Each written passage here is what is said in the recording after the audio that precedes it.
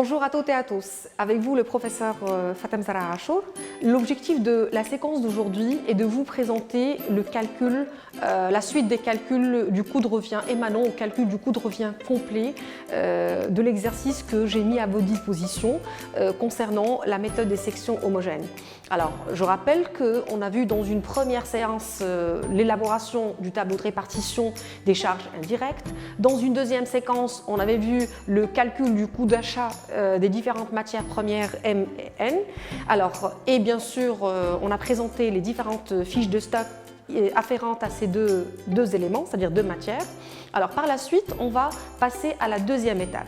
Alors il faut savoir qu'une fois nous avons calculé le coût d'achat des matières premières et bien sûr élaboré les fiches de stock des matières premières qui sont présentes, par la suite, la deuxième étape consiste à calculer le coût de production. Je rappelle qu'un coût complet, un coût de revient complet, il est composé des deux coûts. Un coût de production auquel on rajoute le coût de distribution.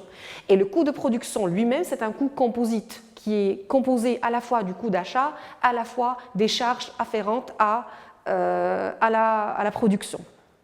Alors, la deuxième étape consiste à calculer ce qu'on appelle le coût de production. Mais il faut toujours en fait suivre et respecter les instructions fournies par le texte et qu'on a résumé la fois dernière, si vous vous rappelez très bien, qu'on a résumé dans le schéma qui résume le cycle d'exploitation de l'entreprise. Alors dans ce schéma, avant d'obtenir les deux produits finis pour lesquels on a besoin de calculer le coût de revient complet, à savoir le produit P1 et le produit P2, nous avons dans cette entreprise, nous avons ce qu'on appelle un produit semi-fini ou ce qu'on appelle un produit intermédiaire, un produit qui n'a pas encore subi toutes les transformations nécessaires pour qu'il puisse nous donner les deux produits finis. Alors, quand vous êtes devant un exercice qui contient un produit semi-fini, il vaut mieux commencer d'abord le calcul, avant de calculer le coût de production du produit final, il vaut mieux calculer le coût de production du produit semi-fini pour vous faciliter les calculs par la suite. Donc c'est ce qu'on va essayer de faire dans cette séquence. Donc je vais d'abord présenter le coût de production du produit semi-fini et je vais vérifier même si ce produit il fait l'objet d'un stockage ou pas, parce que si le produit semi-fini il fait l'objet d'un stockage, il faudrait aussi que j'élabore la fiche de stock. Alors je pense que ce n'est pas le cas de cet exercice étant donné que le produit semi-fini il ne figure pas dans les stocks, que ce soit le stock initial ou le stock final, ça veut dire qu'il n'y a pas eu de stockage. Donc, alors coût de production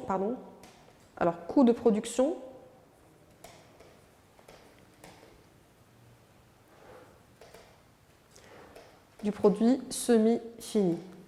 Alors le coût de production du produit semi-fini, il est composé des mêmes éléments que l'on peut retrouver dans un coût de production d'un produit fini.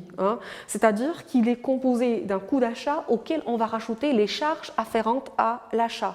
Donc c'est ce qu'on va essayer de voir ici. Donc bien sûr, un coût, on l'a déjà vu dans un premier chapitre, un coût quel qu'il soit, il est composé toujours des mêmes éléments. La quantité, le prix unitaire et le montant total. Alors, première composante d'un coût de production, c'est le coût d'achat. Alors, je mettrai ici coût d'achat. Alors, ici, puisqu'il s'agit... Alors, je dois en fait respecter les informations fournies par le schéma, le cycle d'exploitation. Alors, la fabrication du produit semi-fini nécessite l'intervention d'une seule matière, c'est la matière M. Regardez, la matière N, elle ne fait son intervention que dans l'atelier, enfin directement dans l'atelier 2. C'est-à-dire que ici, pour la fabrication du produit semi-fini, j'aurai besoin d'un seul élément, d'une seule matière première, à savoir la matière M.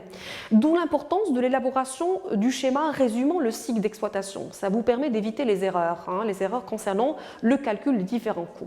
Donc ici, il s'agit de mentionner ou de faire intégrer dans le coût de production du produit semi-fini uniquement le coût d'achat de la matière M, la seule matière qui a servi à l'élaboration, ou plutôt à la fabrication du produit semi-fini. Alors ici, dans le coût d'achat, en fait, pour la quantité concernant le coût d'achat, je vais me référer directement à la fiche de stock. Alors, s'il vous plaît, c'est la fiche de stock, je vais me référer à la fiche de stock et non pas au tableau résumant ou plutôt calculant le coût d'achat. Parce qu'au niveau de la sortie de l'élément stocké, on sait très bien qu'à la sortie, l'élément il change de valeur. Donc, il s'agit d'intégrer dans le calcul du coût de production, d'intégrer uniquement la quantité qui a servi réellement à l'élaboration du produit semi-fini. C'est la raison pour laquelle on se réfère toujours à la fiche de stock et plus exactement au poste sortie, c'est-à-dire la consommation de la matière. Alors justement, dans la fiche de stock qu'on avait vue dans une séquence précédente, on peut lire facilement que la quantité sortie de la matière M, elle s'élève à 5000. Donc je mettrai ici 5000.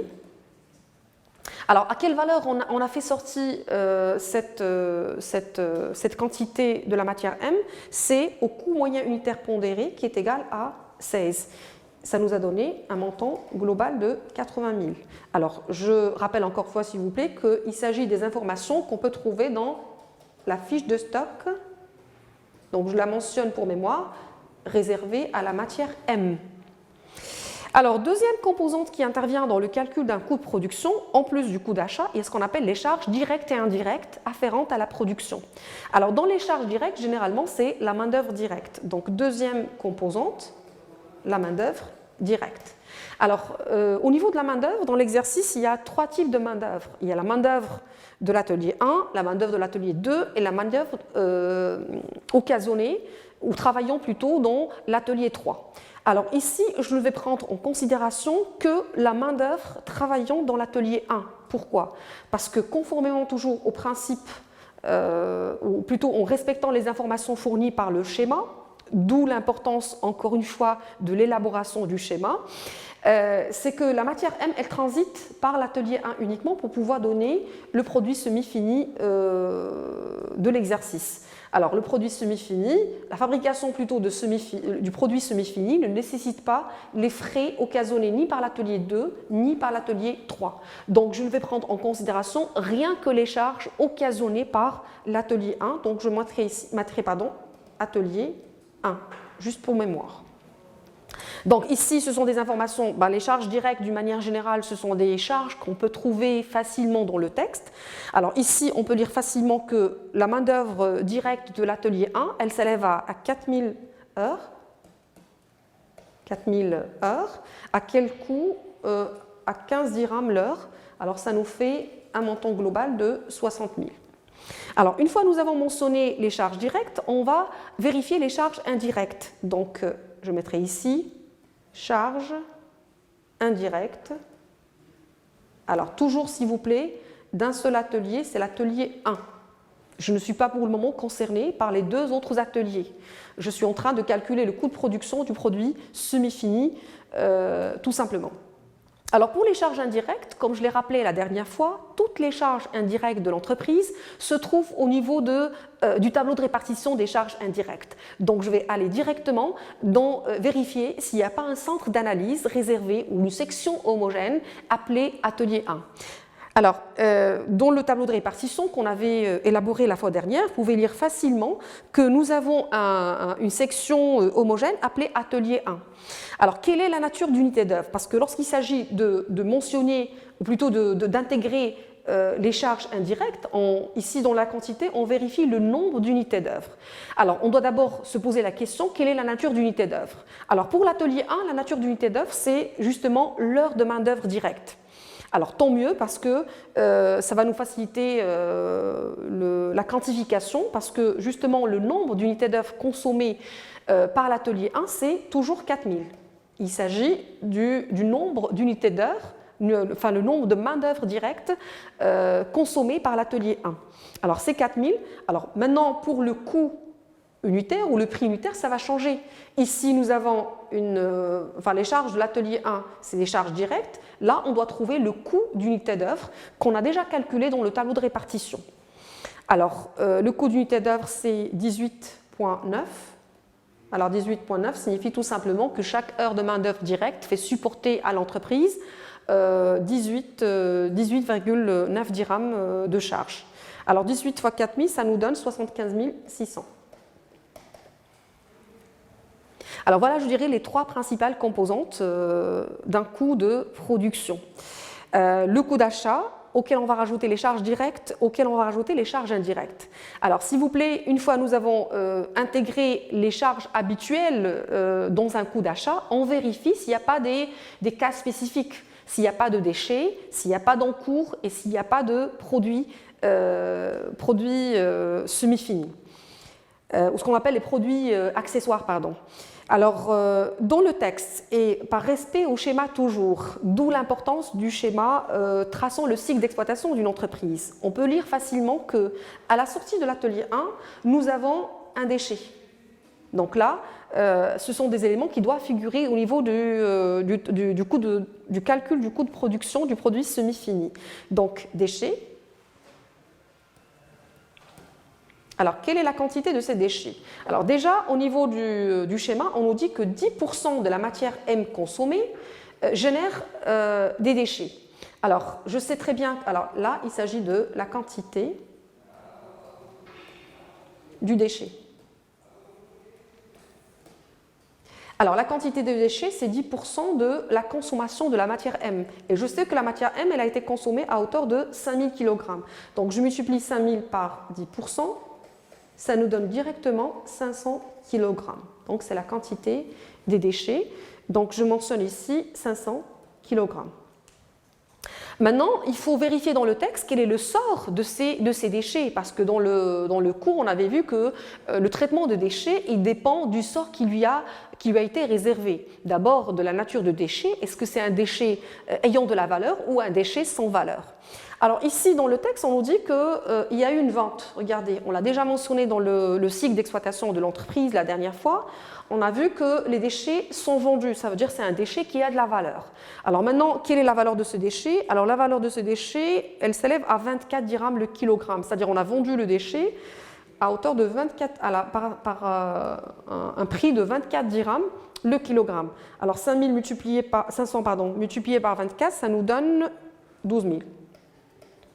Alors maintenant, pour les 12 000, est-ce que c'est des éléments qu'on doit rajouter au coût d'achat, au coût de production, pardon, ou ce sont des éléments qu'on doit soustraire? Rappelez-vous ce qu'on avait vu dans une séquence réservée au cours, dans le cours réservé au traitement des déchets, on a vu selon le cas.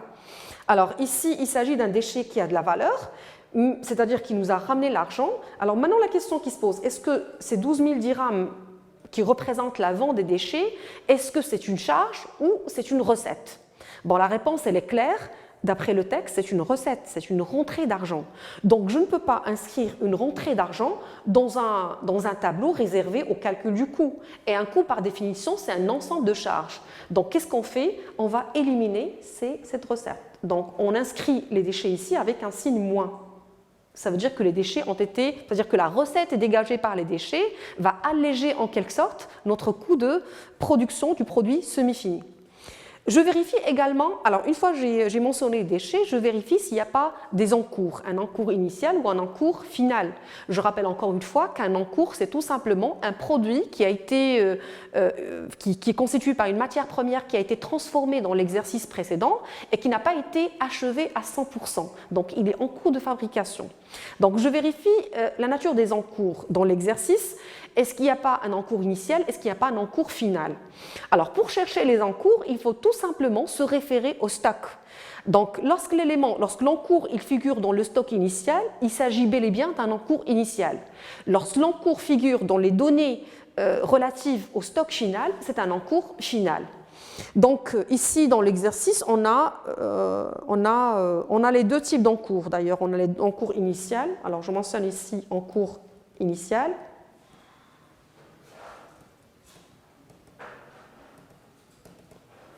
Il est d'une valeur de 3200. Et aussi, il y a un encours final, donc je le mentionne.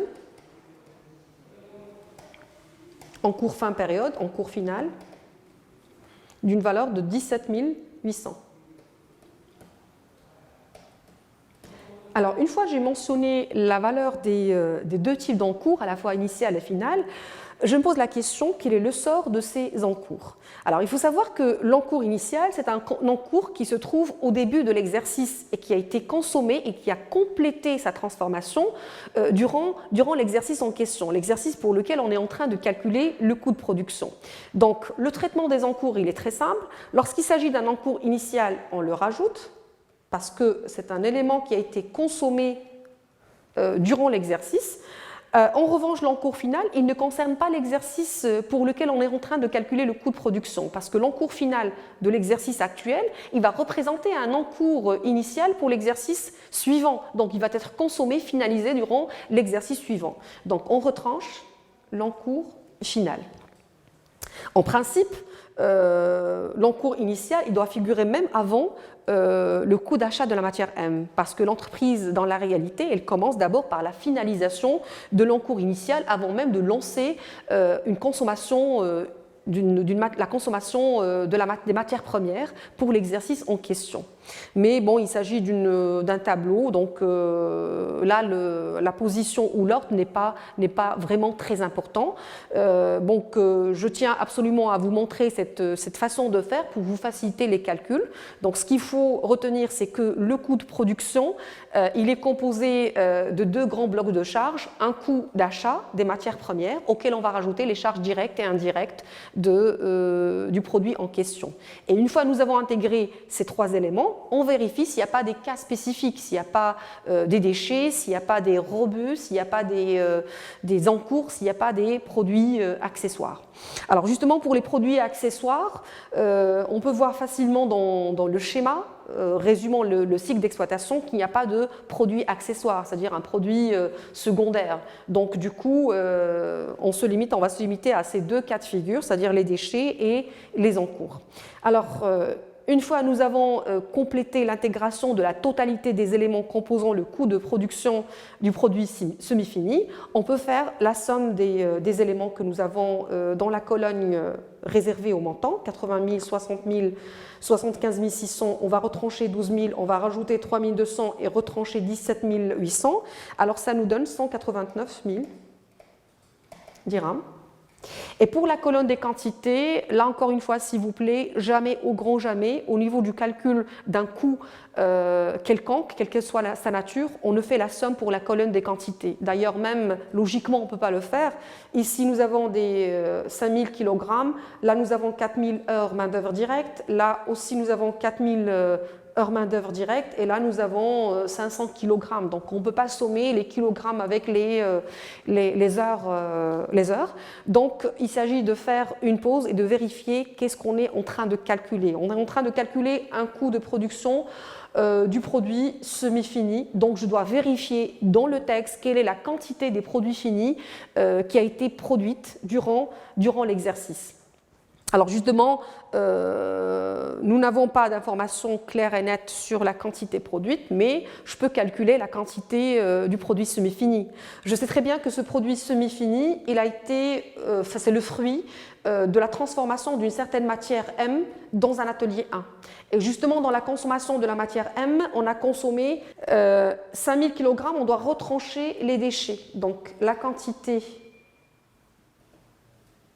du produit semi-fini,